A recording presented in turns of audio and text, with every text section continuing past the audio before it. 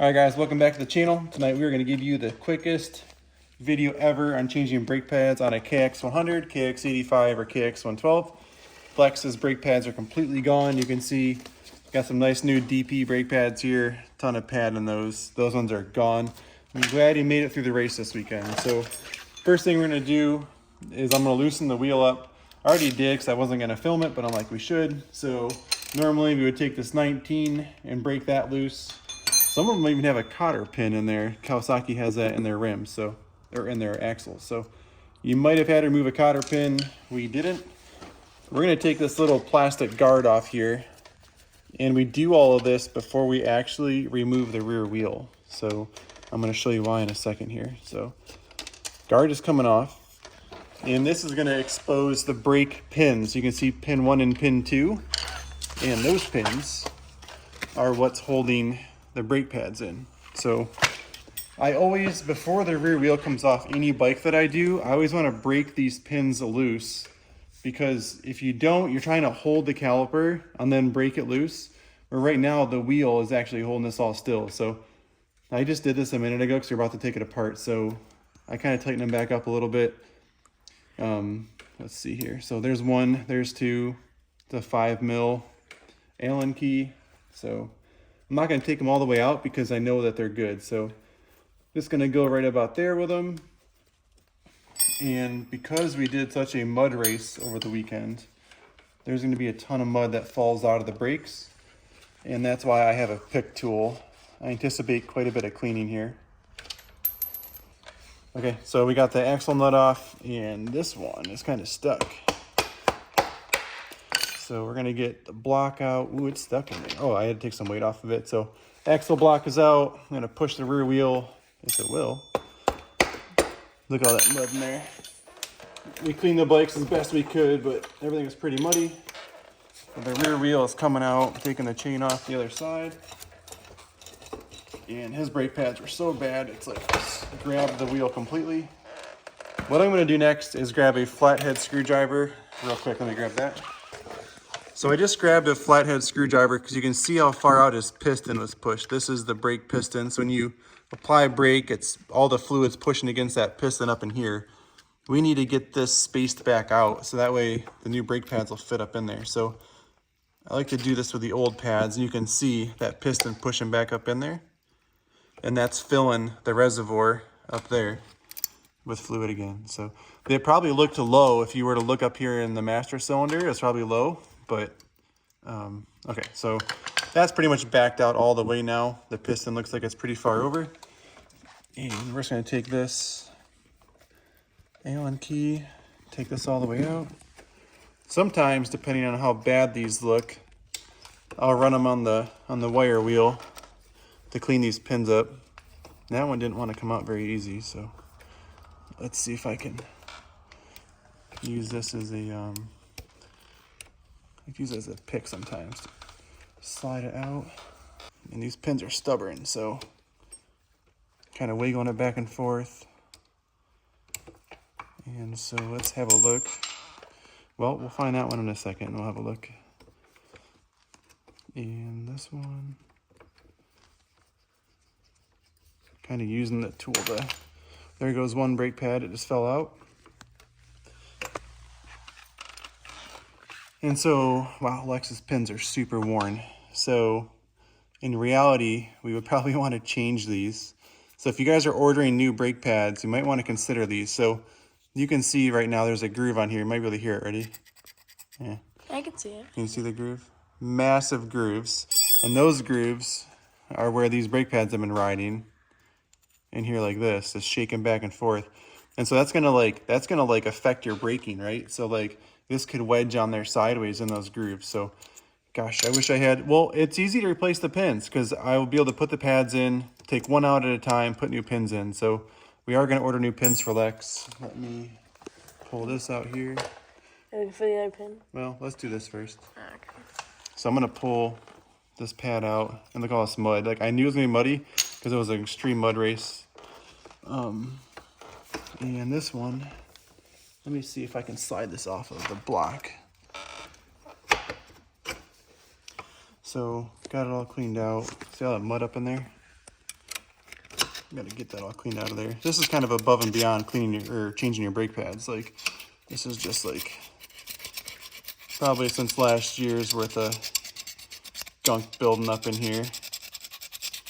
So this kind of affects when you're doing your chain adjustment. Like if the axle doesn't want to slide, come in here, Braxton, show the groove on the swing arm. So kind of clean that up a little bit. So we'll take a second, we'll clean all this up. Ooh, the bottom of it is tons of dirt on it. You can just see the clumps on the ground. Yeah, I can't really get to it. No, look down on the floor. Right. So this is all from a pretty clean bike after pressure washing it. That's how much extra dirt is left in there. So this is actually the dirt I wanted to show you, and there's really nothing up in there. So you can see like the anti-squeak pad up in there. It's like a spring to keep pressure on the brake pads. There's really not a lot of dirt up in there. I figured that would have more. So, okay, well that's pretty clean. Maybe I'll just take this paper towel real quick. Clean this off. You can kind of show that back. So how clean that just came right there. So that's all cleaned up again. I'm gonna go ahead and just slide this back on there. And then now I'll get the new brake pads out. So these brake pads are identical. There's not a right or wrong to this, or left or right, I should say. So we're just gonna slide it up in here. I wonder if it's easier to demonstrate this. Will it like up in the air like this maybe?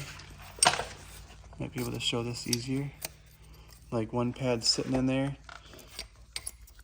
and then the other pad coming in. And I'm gonna hold it up, and then I'm gonna get my pin started. I'm gonna buy new pins. I'm not gonna clean these ones. I'm not gonna try. We're gonna just go right to the replacement bin on this bike here. All right, so that one started there, and we'll go here.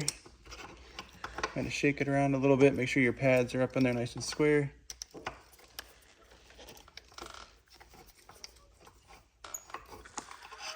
It's kicking my butt. Super stiff.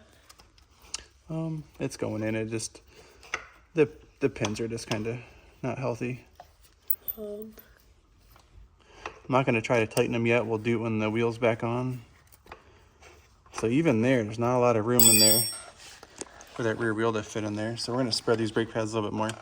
So you got to be really careful doing this with a screwdriver. You don't want to like groove your brake pads, right? You want to be pretty careful. I've done a lot of them, but that's about as far as we're going to be able to get that. You can kind of reset it on here. And we're going to get our rear wheel put back up in here. So the challenge is, and I've done quite a few wheels. Let me clean this axle. So this is part of the reason why it was so hard to pull out. We're going to put some new grease on here in a second. So I'll grab some grease, and then we'll get this shoved back up in there. All right, getting that axle coated nicely, protected a little bit. And so I always like to set the chain up on the swing arm right there. And hopefully these brake pads are spread enough for this to fit in there. We'll see. Try to like sneak the tire in there kind of sideways so I don't bump anything. It helps whenever your tire is a skinnier tread like this one is. So that's slid up in there temporarily. I'm gonna get the chain rolled on because it's kind of, we want like to push the tire up in there further. Doesn't look pretty yet, but now start to slide the axle in. It will kind of help balance the tire a little bit. And then now it'll give me some room to bring this back. Everything lined up. I've got my foot under it too, just so you know. So you wonder how I'm holding up on it. Done a bunch of these. Dirt bikes in general, I suppose. So he's trying to get the axle block lined up. I just adjusted his chain the other day, so we're good there. So get this block back up in after I clean some of this gunk off of here. All right, so got the axle block in, and this is going back together. What I like to do is I like to suck the chain. I like to suck the wheel forward, because right now it could be back and it's not against my axle adjuster here. So to suck it forward, I take a screwdriver or whatever you got laying around with you working, and I jam it in the rear sprocket there. And so what that's doing is it's pushing these blocks forward. And so now I can tighten my 19 up. I'll grab the 17 from the other side here, hold it still.